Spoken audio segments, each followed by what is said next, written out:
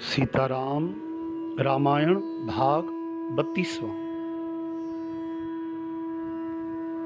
तुलसीदास जी कहते हैं, सुंदर वेश देखकर मूड नहीं, मूड तो मूड है। चतुर मनुष्य भी धोखा खा जाते हैं। सुंदर मोर को देखो, उसका वचन तो अमृत के समान और आहार सांप का। जय श्री कृष्ण।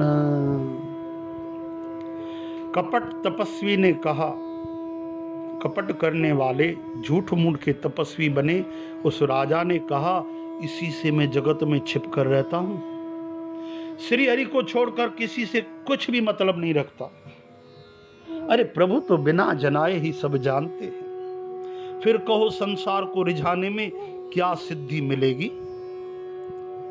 श्री राम। साथ संगत जी देखिए, संतों के सच्चे वचन झूठा आदमी भी कहे तो वो भी सच्चा लगने लगता है।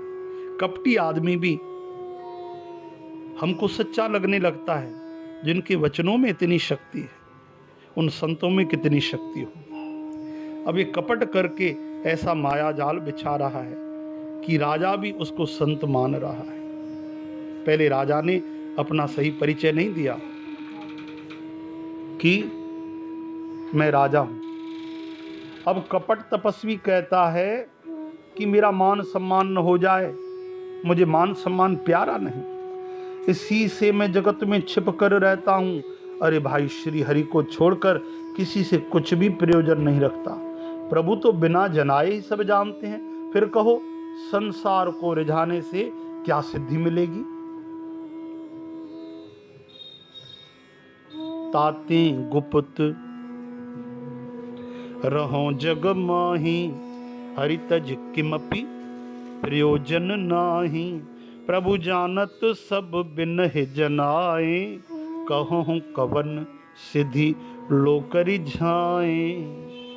तुम पवित्र और सुंदर बुद्धि वाले हो, इससे मुझे बहुत ही प्यारे हो, और तुम्हारी भी मुझ पर प्रीति और विश्वास है। हे तात, हे प्यारे, अब यदि मैं तुमसे कुछ छिपाता हूं तो मुझे बहुत ही भयानक दोष लगेगा। जैसे जैसे वह तपस्वी वैराग की उदासीनता की बातें कहता था, वैसे वैसे राजा को भरोसा पैदा होता जाता, विश्वास उत्पन्न होता जाता था। जब उस बगले की तरह ध्यान लगाने वाले कपटी मुनि ने राजा को कर्म, मन और वचन से अपने वश में जाना, काबू में समझा, तब वह बोला। क्या बोला? हे भाई, हमारा नाम एक तनु है। एक तनु? यह सुनकर राजा ने फिर सिर नवाकर कहा, मुझे अपना अत्यंत अनुरागी, प्रेम करने वाला सेवक समझ, दास समझ के अपने नाम का अर्थ समझा कर कहिए। नाम हमार एक तनु भाई, सुन नृप बोले पुन सिरुनाई। समझाइए।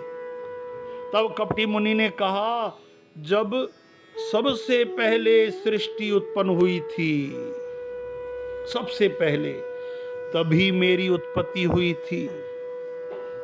सृष्टि की रचना वो भी सबसे पहले, और तब से मैंने फिर दूसरी देह धारण नहीं की, उसी शरीर में रहता हूं, शरीर का त्याग नहीं किया। इसी से मेरा नाम एक तनु है। करोड़ों साल मतलब गुजर गए, इसका अर्थ, लेकिन शरीर वही चल रहा है। आदि सृष्टि उपजी जबहि, तब उत्पत्त भय मोर, नाम एक तनु हेतु तेहि, देह न धरी बहोर, सियावर रामचंद्र की जय। हे बेटे, मन में अचरज मत करो, तप से कुछ भी दुर्लभ नहीं है। तप के बल से ब्रह्मा जगत को रचते हैं, तप ही के बल से विष्णु संसार का पालन करने वाले श्री भगवान बने हैं, तप ही के बल से रुद्र जी संहार करते हैं। संसार में कोई ऐसी चीज नहीं जो तप से न मिल सके। अब यह सुनकर राजा को बड़ा अनुराग हुआ, प्रेम जगा। तब वह तपस्वी पुरानी पुरानी कथाएं कहने लगा। कथा पुरातन कहे सो लागा,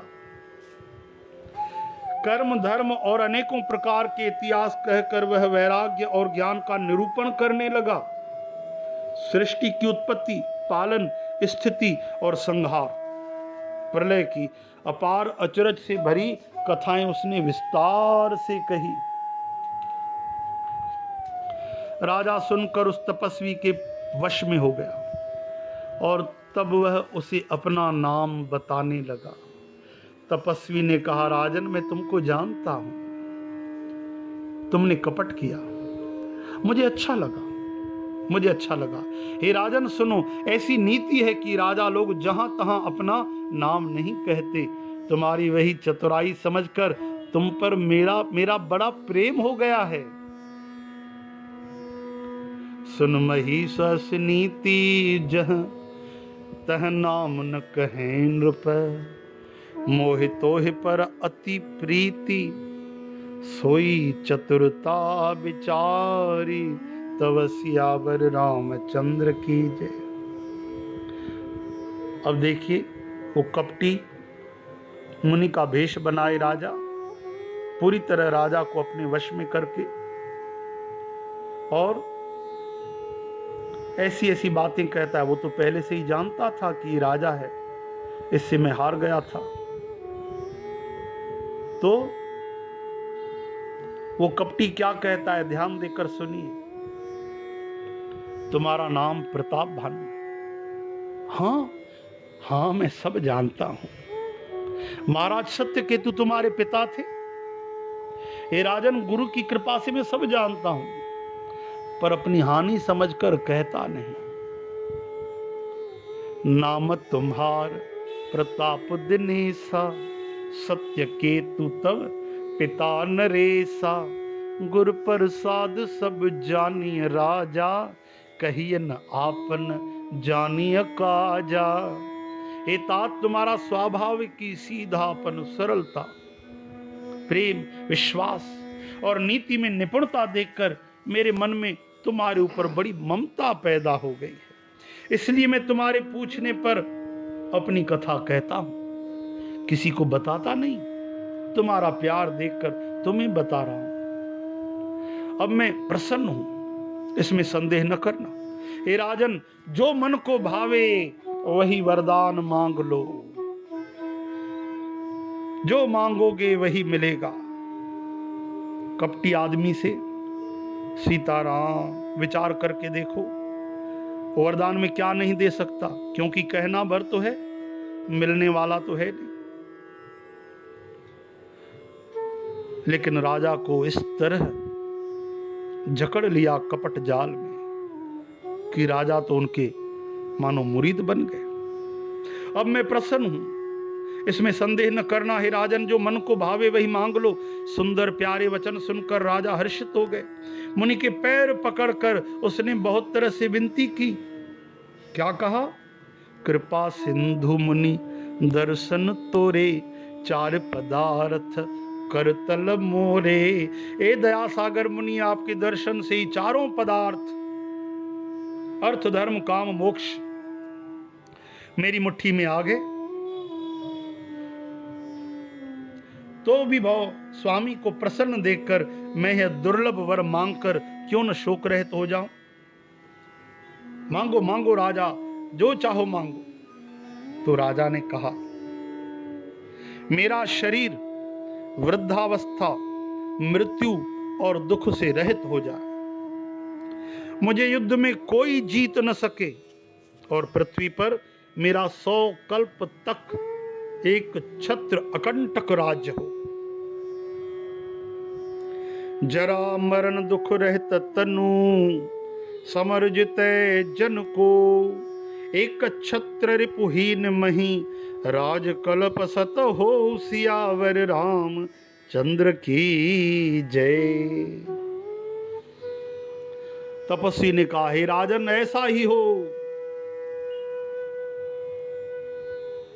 कह तापस नृप, ऐसे ही हो। कारण एक कठिन सुन सो, पर एक बात कठिन है। क्या? उसे भी सुन लो। हे पृथ्वी के स्वामी, केवल ब्राह्मण कुल को छोड़ काल भी तुम्हारे चरणों पर सिर निभाएगा। तप के बल से ब्राह्मण सदा बलवान रहते हैं, उनके क्रोध से रक्षा करने वाला कोई नहीं है। हे नरपति, यदि तुम ब्राह्मणों को वश में कर लो तो भगवान ब्रह्मा, भगवान विष्णु, भगवान महादेव भी तुम्हारे अधीन हो जाएंगे, यानी प्रेम से बस में हो जाएंगे। ब्राह्मण कुल से जोर जबरदस्ती नहीं चल सकती।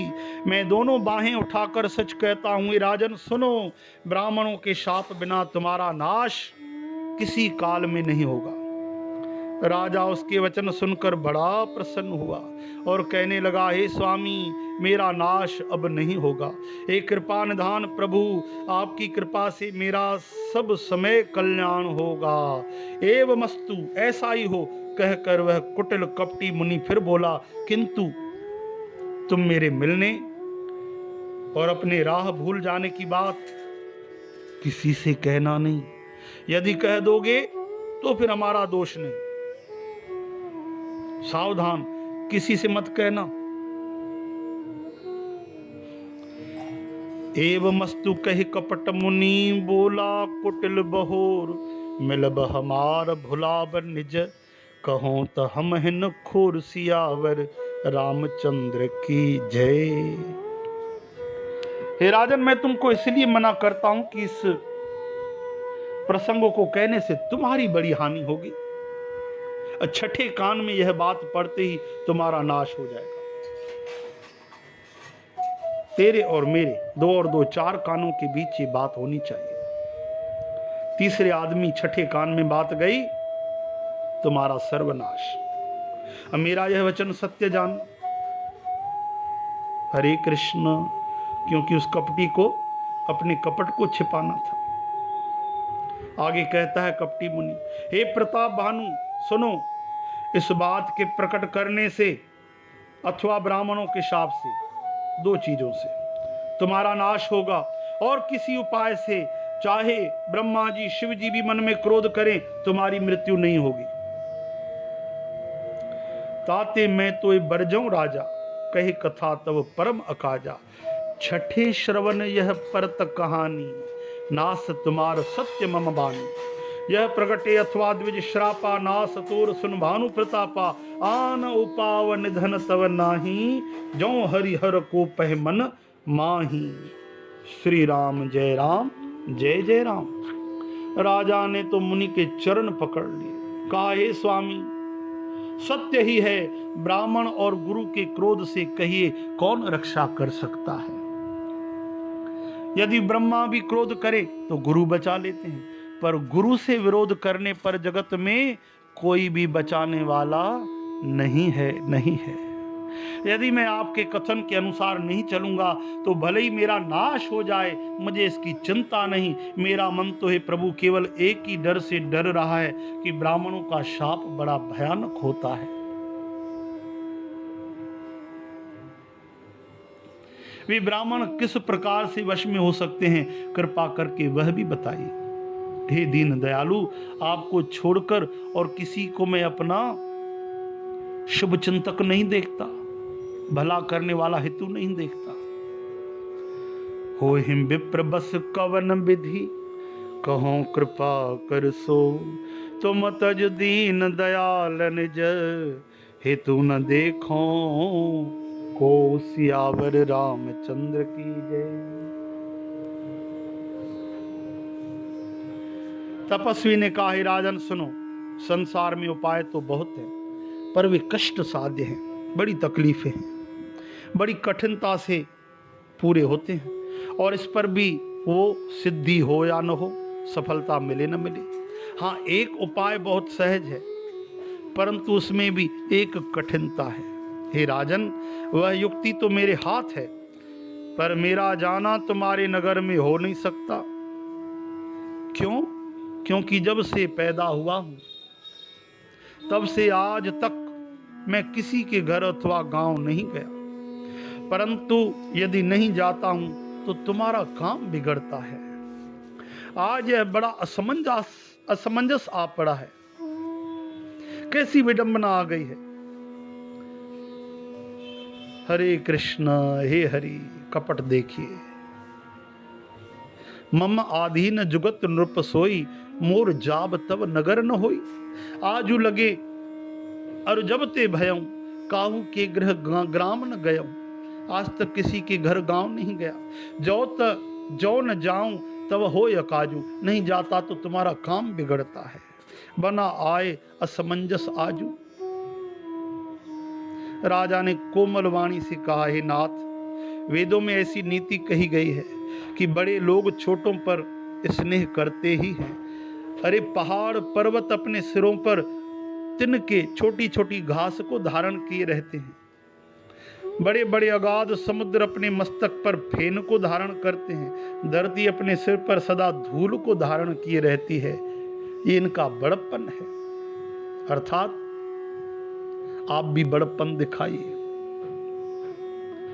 ऐसा कहकर राजा ने मुनि के चरण पकड़ लिए। कहा, हे स्वामी, कृपा कीजिए, कृपा कीजिए। आप संत हैं, दीन दयालु हैं, इसलिए हे प्रभु, मेरे लिए इतना कष्ट अवश्य सहिए, जरूर सहन कीजिए। अस कह गहे नरेश पद, स्वामी हो कृपाल। मोहे लाग दुख सही प्रभु, सज्जन दीन दयाल सियावर रामचंद्र की जय।